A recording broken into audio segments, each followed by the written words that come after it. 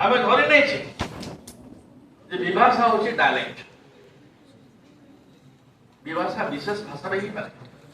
उपसर्ग प्रयोग में विविध नियम अच्छी कौ अर्थ भरत मुनि लिखिले परवर्ती काल में भरत मुनि नाट्यशास्त्र में